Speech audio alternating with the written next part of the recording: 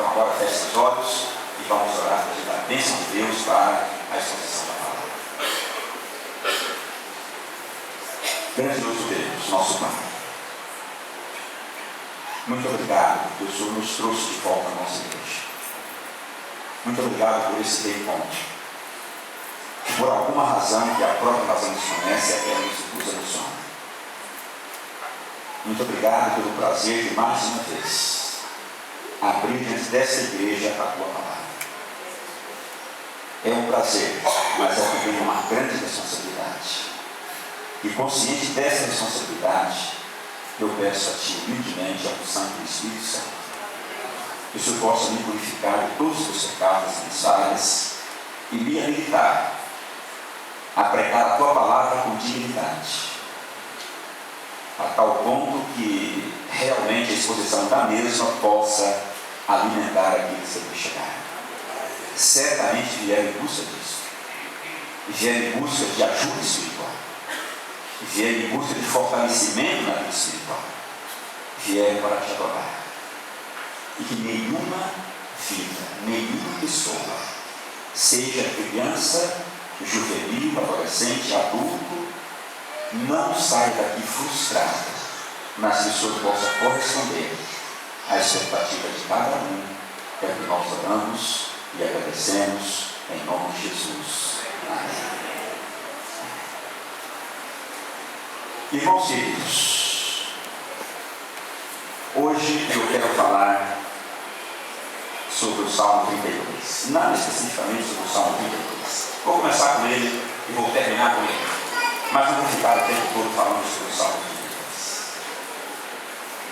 Na lição pessoal sabatina nós estudamos, por favor, por enquanto tira o PowerPoint, só no final, se realizar, só no final que eu vou utilizar o PowerPoint. Então pode tirar. Obrigado. Eu dizia que na lição pessoal sabatina dessa semana nós estudamos sobre a santidade.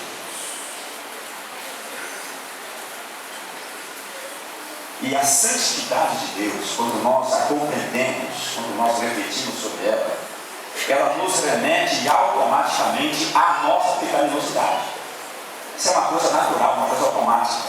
É quase impossível estudar ou refletir sobre a santidade de Deus sem que isso nos torne conscientes da nossa pecaminosidade.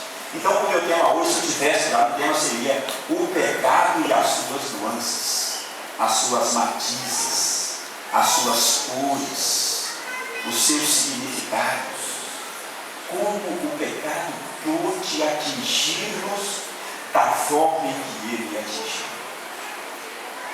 Eu vou repetir a leitura dos versos que já foram lidos na leitura bíblica.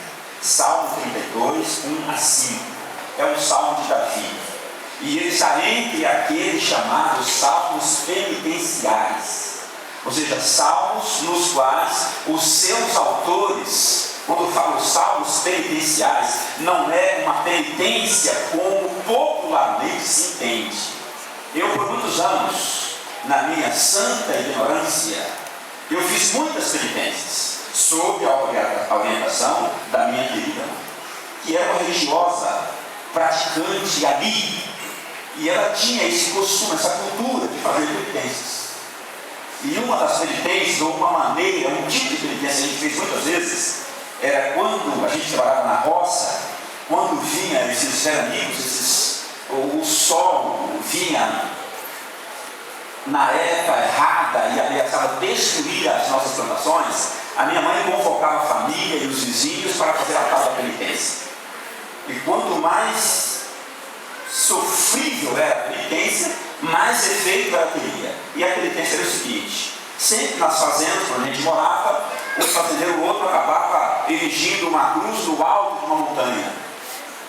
E minha mãe subia a montanha mais alta, onde houvesse uma cruz, convocava os filhos, os vizinhos, e cada um ia lá no córrego, no riacho, pegava uma vasilha de água, podia ser um tipo de uma garrafa, não tinha pet ainda, mas uma garrafa de vidro, qualquer vasilha com água.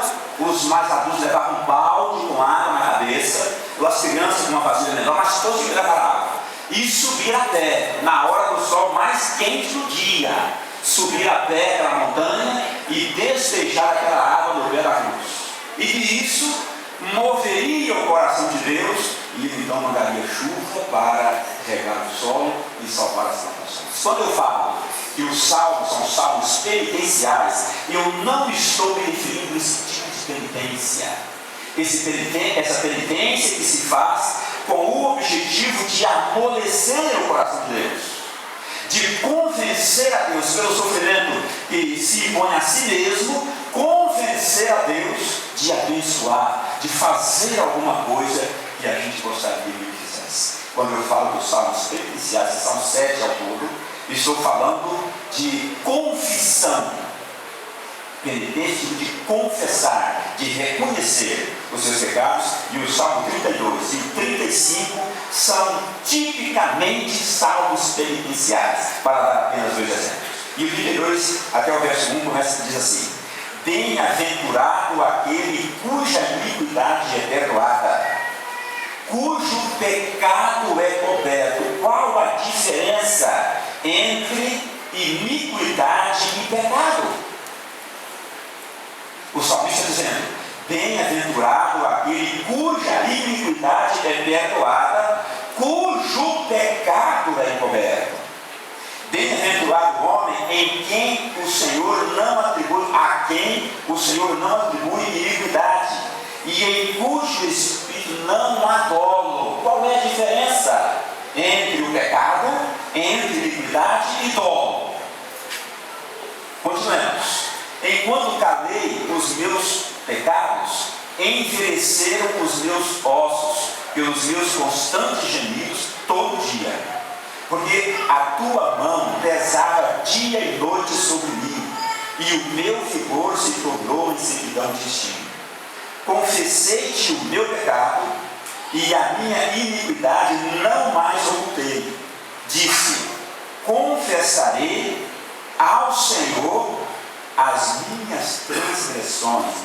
Qual a diferença entre transgressão, dolo, pecado e iniquidade? Os irmãos percebam que esse salmo está carregado de emoção, está carregado de um sentimento de arrependimento. Esse salmo está carregado, esses versos estão carregados de uma sensação de culpa, mas ao mesmo tempo de perdão. Ele diz: bem-aventurado é o homem a quem Deus não atribui, não imputa, não atribui responsabilidade por esses pecados. Então é um salmo de confissão, mas esse salmo tem uma história. E a história desse salmo, aliás, a maioria dos salmos tem uma história por trás.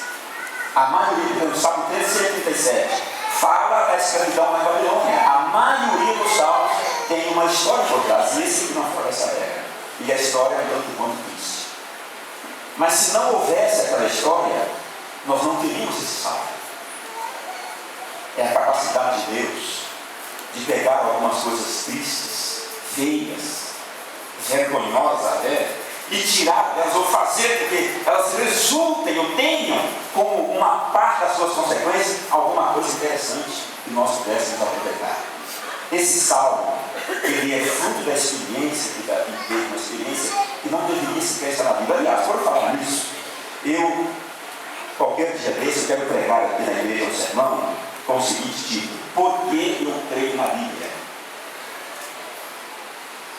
E uma das razões que vou apresentar naquele dia, quando pegar esse sermão, já está aqui. Há muitas coisas na Bíblia que não poderiam estar, não deveriam, aos olhos humanos, não deveriam estar na Bíblia. Porque são histórias feias, são histórias tristes, são histórias que nos fazem corar de vergonha por saber que essas pessoas compartilharam da mesma fé que nós compartilhamos, que essas pessoas adoraram o mesmo Deus que nós adoramos, e as pessoas tinham o mesmo sonho que nós temos. E por que fizeram o que fizeram? Mas elas não são diferentes de nós. Apenas viveram num contexto diferente de nós. E a história que está aqui, que é o pano de fundo do Salmo 32, aconteceu com uma pessoa muito especial, com o autor do Salmo está aqui. Mas isso para mim, queridos, é uma prova de que a Bíblia não é um livro arranjado, de que a Bíblia não é um livro que alguém idealizou para contar as histórias dos seus heróis. Quinta-feira, agora, última, eu fui a uma loja para pedir para reconfigurar o meu roteador, estava um problema. E enquanto eu aguardava o técnico fazer o serviço, peguei uma revista Veja ali na cesta de revista e comecei a revista tinha do ano passado, dezembro do ano passado. Comecei a folhear e deparei com uma reportagem falando sobre aquele saudoso, entre aspas, mensalão do governo que vocês já sabem. E o autor do artigo mostrando os malabarismos que foram feitos para diminuir aquele escândalo, para salvar a reputação do líder máximo da nação. Isso é o que acontece na literatura humana.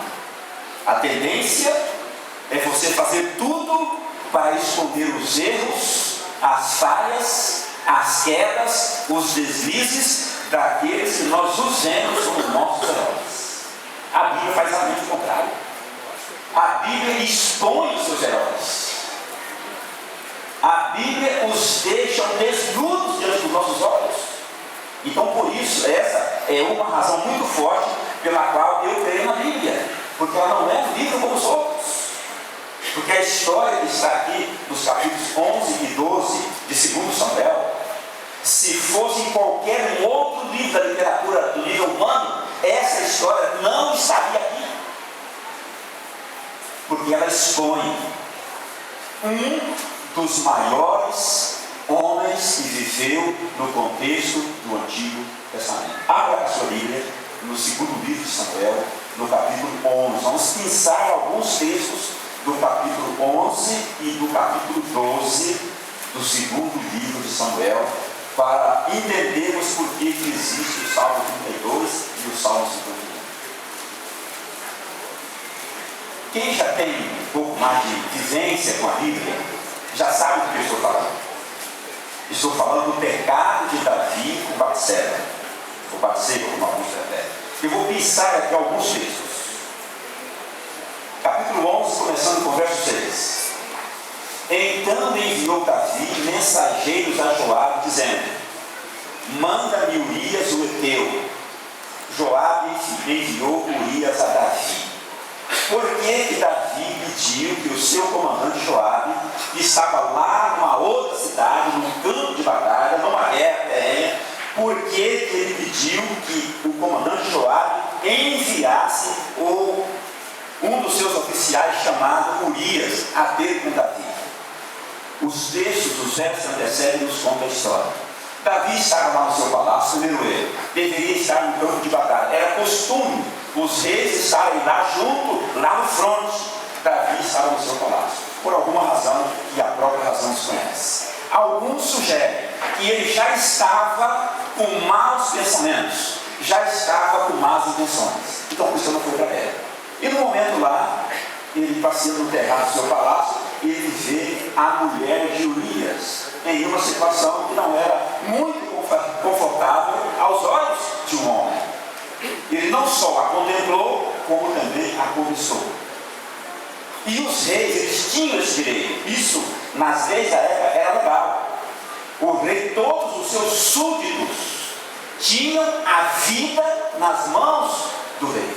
O rei tinha autoridade para mandar matar ou para matar, fazer o que ele quisesse com a vida das pessoas que faziam parte do seu reinado. Era lei naquela época. Então Davi, ele tinha essa autoridade. Embora Deus não aprovasse, diante das leis humanas, ele tinha essa autoridade. Mandou buscar a mulher, deitou com ela e, para a sua infelicidade, ela ficou grávida.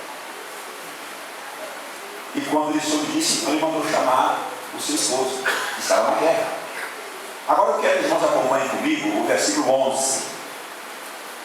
Respondeu Urias a Davi: a arca, Israel e Judá ficam em tendas. Joabe, meu senhor, que era o comandante dele, e os servos do meu senhor estão acampados ao ar livre. E hei de eu entrar na minha casa para comer e beber e para me deitar com a minha mulher? Tão certo como tu vives e como vive a tua alma, não farei tal coisa. Que integridade, irmão. Davi queria que Urias dormisse com a sua esposa para depois, então, veja, irmãos, como que o pecado é terrível, como que o pecado leva-nos a planejar, a arquitetar algumas situações, não só para pecar, mas para esconder o nosso pecado. E o alvo, a intenção de Davi é que Urias fosse e dormisse com a sua esposa, e depois, naturalmente, ele iria alegar que o filho era de Urias.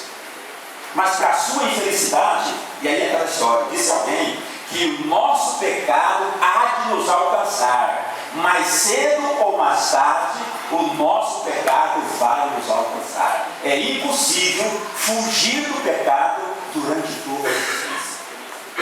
E para a infelicidade de Davi, Urias disse: não, como eu posso fazer isso? O meu comandante está lá no fronte, os servos dele estão lá.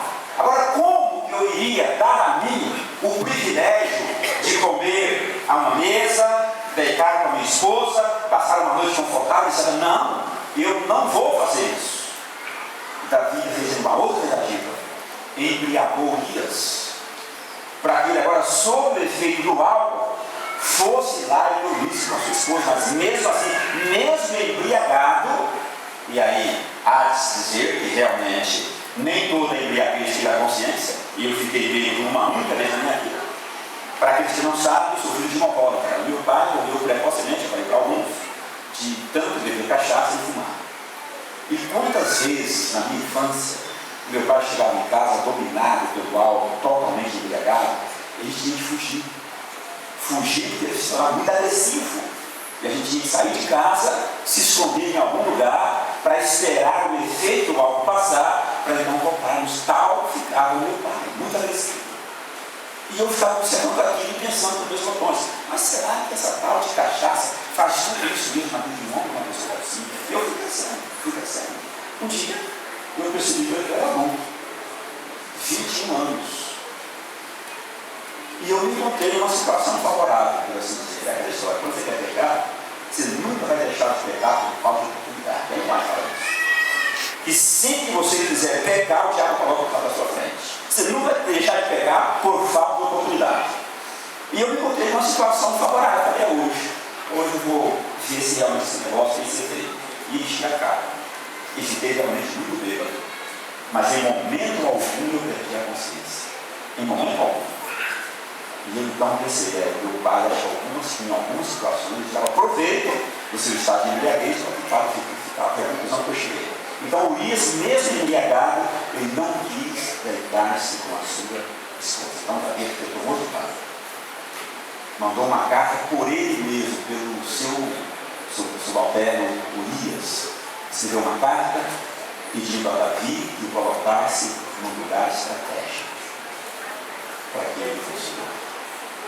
E dessa vez, aparentemente, o seu plano maquiavélico deu certo.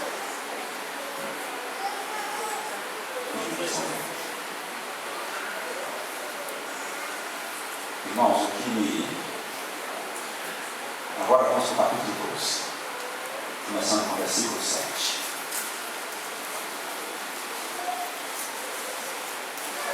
12, versículo 7.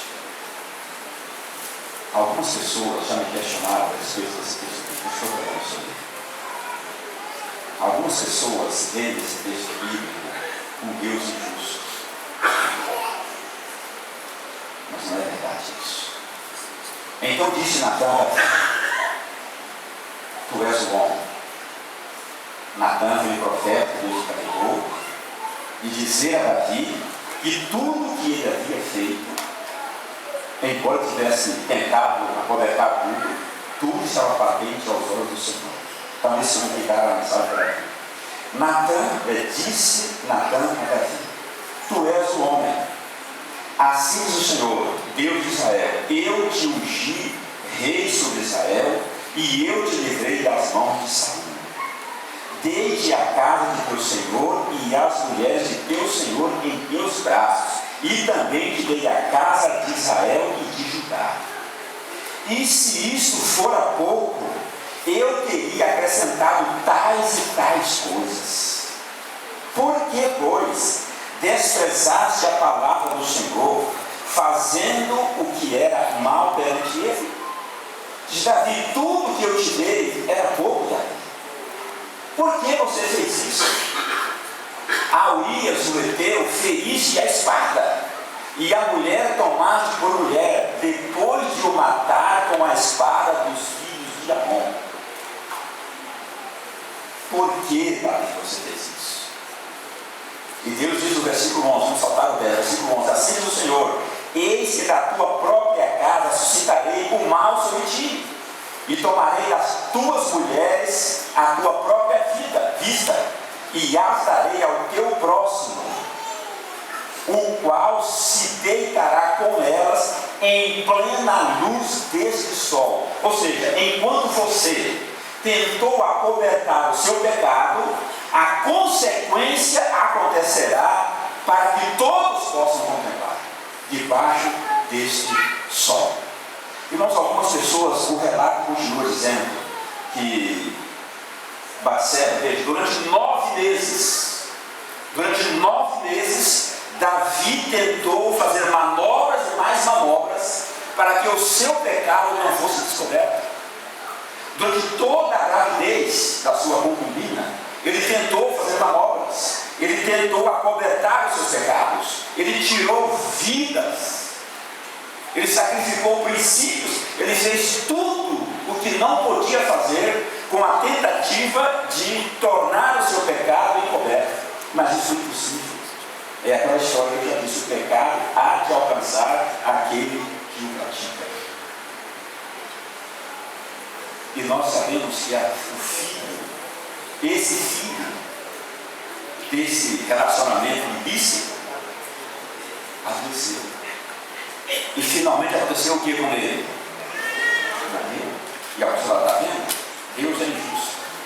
Davi peca e a criança é que morre. Irmãos, o pecado é assim mesmo. O pecado é uma desgraça. O pecado não atinge só aquele que o comete. Até porque o pecado de Adão acometeu você, prejudicou você, afetou a mim. O pecado é tão miserável, o pecado é uma desgraça tão terrível, que ele é assim mesmo. Aonde ele entra, aonde ele penetra, o estrago não é só com o indivíduo. O estrago tem um alcance quase que nós não conseguimos dimensionar o estrago que o pecado traz. Então não é que Deus é injusto, é que o pecado tem uma natureza, e essa é a sua natureza, ele tem uma consequência, e essa é a consequência daquela história. Deus perdoa os pecados, mas ele não elimina as consequências que o pecado traz consigo. Agora a parte bonita está nos versos 12 a 14, do capítulo 12. Acompanhe.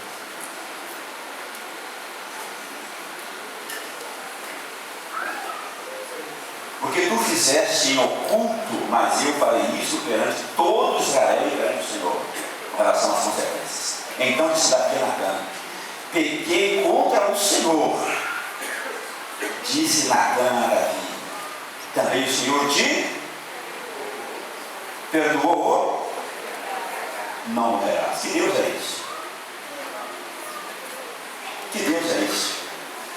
Tanta manobra, tanta ardilosidade para cometer o pecado e depois mais manobras para acobertar o pecado.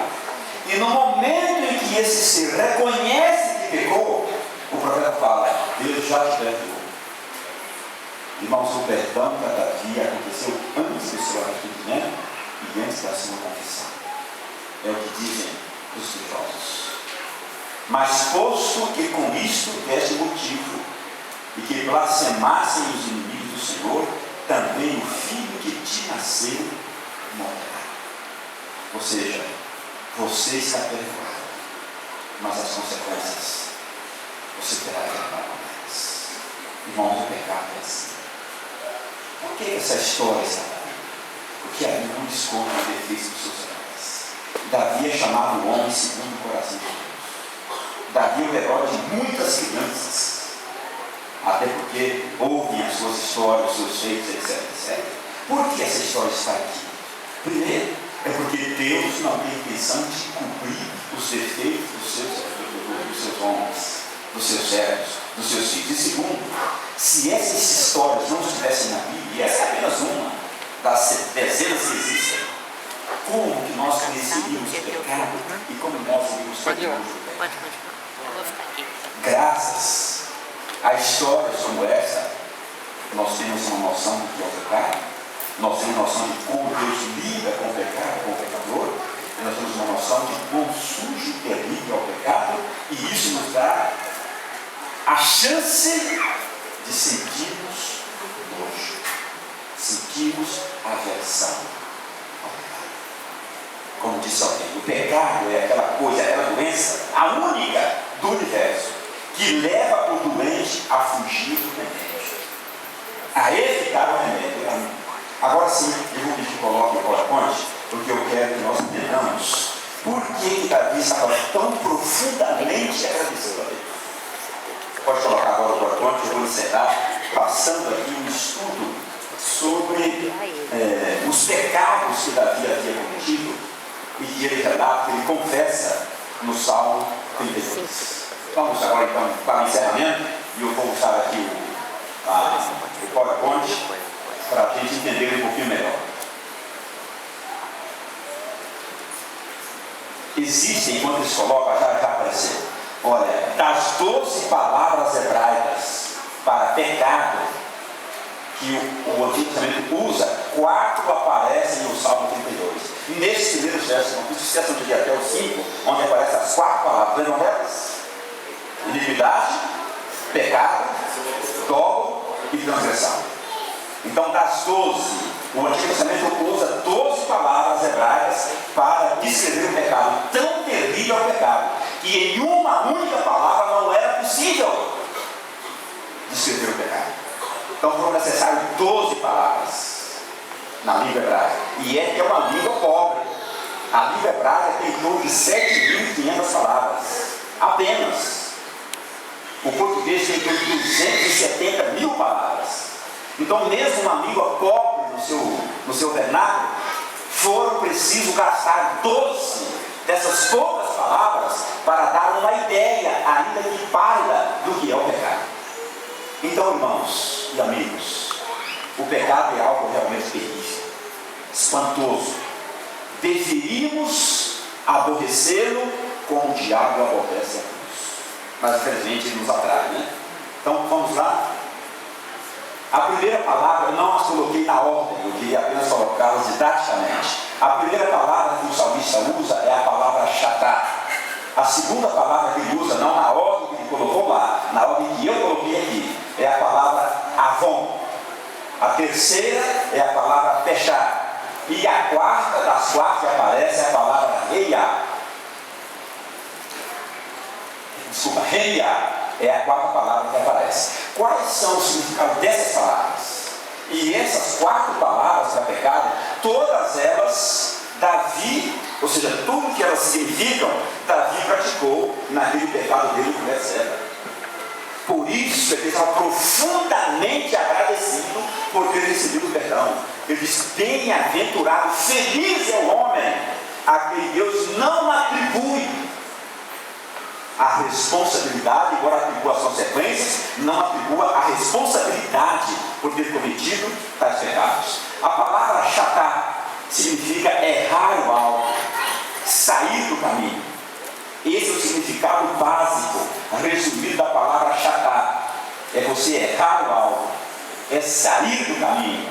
A palavra avon é distorção ou desvio moral. Davi, voltando à primeira palavra, Davi errou o seu alvo, ele saiu do caminho que ele ia trilhar, sim ou não? Claro, o caminho de um cristão, o caminho de uma pessoa temente a Deus, o caminho de um líder de uma nação teocrática, não era o caminho que Davi trilhou. Então ele transgrediu, ele pecou no sentido de chatá, porque ele errou o alvo, ele saiu do caminho em que ele deveria trilhar. E o segundo, houve uma distorção ou um desvio moral na comunidade de Davi? Sim ou não? Claro, houve um desvio moral, houve uma distorção moral. em Davi, e isso levou a cometer os outros dois tipos de pecado, e vem agora em terceiro lugar, pechar. Essa é a palavra mais comum, é a mais usada em todo o Antigo Testamento para pecado, e é traduzida para o grego como hamashia, que também quer dizer, chatá é a palavra mais usada, e é traduzida para o grego como hamashia, que quer dizer errar o alvo. A segunda palavra, a terceira, é pechar, que quer dizer o quê? Rebelião. E finalmente a quarta palavra, relear, quer dizer dolo, engano, falsidade. Eu pergunto, há uma dessas palavras, pelo menos, se Davi não tinha traduzido, segundo o que eu acabei de falar? Com relação à terceira, pechar, Davi se rebelou? Sim ou não? Sim, está lá. Você fez isso contra o seu próprio Deus. Então Davi cometeu o pecado chatá, cometeu o pecado avon, cometeu o pecado pechá e cometeu o pecado remiar. E o que isso significa? Por isso eu não coloquei as palavras na ordem que elas aparecem, para que elas ficassem mais didáticas. Chatá, irmãos, e avon tem que ver com a nossa natureza. Isso aí você não tem como evitar. Se você evitou, uma vez que você nasceu, você já nasce com aqueles dois tipos de pecados descritos por chatá e avon. Você já nasceu fora do seu caminho. Você já nasceu errado, por assim dizer. Você já nasceu pecador. Você já nasceu contaminado. E é por isso que há o Salmo 51, onde também fala assim: olha, eu nasci em pecado e em iniquidade me concebeu minha mãe. Então, esse pecado, os dois acima, as duas palavras, tem que ver com a minha natureza, tem que ver com a sua natureza. Só que essa natureza nos leva à prática dos outros dois. É isso aí que é a desgraça. É isso aí que é o problema. Aquele pecado que eu não tenho influência sobre ele, ser ou não esse pecador, esse pecado, ou aquelas duas palavras de cima, elas me levam a cometer os pecados descritos pelas duas últimas palavras, porque esses dois pecados, fechar e remiar, tem que ver com o nosso comportamento. Então veja, chatá e avon tem que ver com a minha natureza. Você já nasce fora do alvo que Deus tinha para você, e você já nasce com um desvio moral, porque o pecado está no nosso DNA. Pastor Amigo, eu gosto de falar que o pecado é como se fosse um defeito de fábrica, não tem como consertar. Por enquanto não tem como consertar. Então os dois pecados lá em cima, as duas palavras, têm que ver com a nossa natureza. Os dois últimos têm que ver com o nosso comportamento. Agora eu pergunto para você: há alguma coisa que você pode fazer para vencer as duas de cima? Que você possa fazer? Não. É natureza. Já nasceu dessa forma. Agora eu pergunto: há alguma coisa que você pode fazer com relação aos dois de baixo? Sim, você pode lutar. Você não precisa ser um rebelde. Veja então. Você não precisa ser um rebelde. E alguém diz que a gente só peca por duas razões: rebeldia ou ignorância. Você não precisa ser rebelde. Você precisa ser doloso? Não. Você precisa ser enganador? Não. Você precisa ser falso? Ou eu preciso ser falso? Não. Então esses dois pecados aqui, nós, essas duas palavras que descrevem a questão do comportamento, deve ser a nossa batalha. Lá em cima é assunto de Deus. Aqui é assunto de Deus, mas é assunto nosso também. Você pode e deve, eu posso e devo lutar contra esses dois tipos de pecados que Davi acabou por cometer. Se Davi não tivesse dado vazão a esses dois tipos de pecados aqui, esses dois aqui não teria dominado. Mas ele viu passar. E esse foi o grande problema.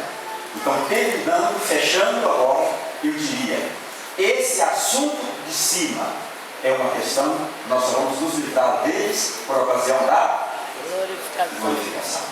Agora, esse outro, nós nos livramos deles durante a nossa santificação. E santificação é justamente isso. É a nossa luta contra a rebelião, contra o dolo, contra o engano, contra a falsidade. Porque quão fácil é, e esse aqui foi o Davi, quão doloso ele não foi, quão falso ele não foi, quão enganoso ele não foi. Davi deu razão de maneira extremada, exagerada, a questão do pecado reencarnado. Ele foi doloso, ele foi enganoso, ele foi falso, sem mentira. Mas lembre-se, eu não quero que você saia daqui com essa ideia do pecado realmente não há remédio para ele. Porque antes que Davi confessasse o seu pecado, Deus dá a vida. E é por isso que eles clamam no Salmo 23. Feliz é o homem. Feliz é o homem. Salmo 32. Feliz é o homem. É aquele cuja iniquidade é perdoada, cujo pecado é coberto. Esses pecados aqui, Deus cobre-os com a sua justiça. Esses pecados aqui, Deus concede o Espírito Santo para nos capacitar e vencermos. Por isso que ele fala de perdoar e de cumprir. Alguns pecados Deus cobre com a sua justiça, porque nós não temos o que fazer. Mas os pecados Deus nos perdoa. Mesmo esses dois aqui, se nós os cometemos e cometemos todos os dias, Deus está aberto e disposto a nos perdoar. Não nos esqueçamos, porém, que mesmo que Deus nos perdoe, haveremos de arcar com as consequências. Davi foi perdoado. Nós vamos estudar a história de Davi. A partir desse episódio aqui, nós vamos ver que Davi nunca mais teve paz.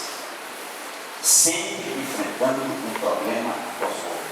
Era no seu reinado, era na sua família, sempre enfrentando um problema após o outro, embora estivesse perdoado. O perdão nos é garantido, mas a consequência dos pecados poderá nos acompanhar. Eu quero que você saia daqui nessa manhã, não com a ideia, eu quero que você saia sim, com a ideia de quão terrível é o pecado. Mas eu quero que você saia com a certeza de que seja que o pecado for, o perdão estará sempre ao seu alcance. O perdão estará sempre à sua disposição. Eu diria mais, o perdão já lhe foi dado. Basta você dizer sim, eu aceito o perdão do Senhor. Que Deus abençoe a todos. Que Deus esteja em nós e conosco e que Ele sempre abra os nossos olhos com relação ao que é o pecado na nossa vida, para que nós tenhamos o maior cuidado possível com essa doença que já nos contaminou. E se nós não cuidarmos, vai nos levar para uma situação de mal. Deus abençoe a todos. Nessa manhã, é meu desejo e a minha oração. Né?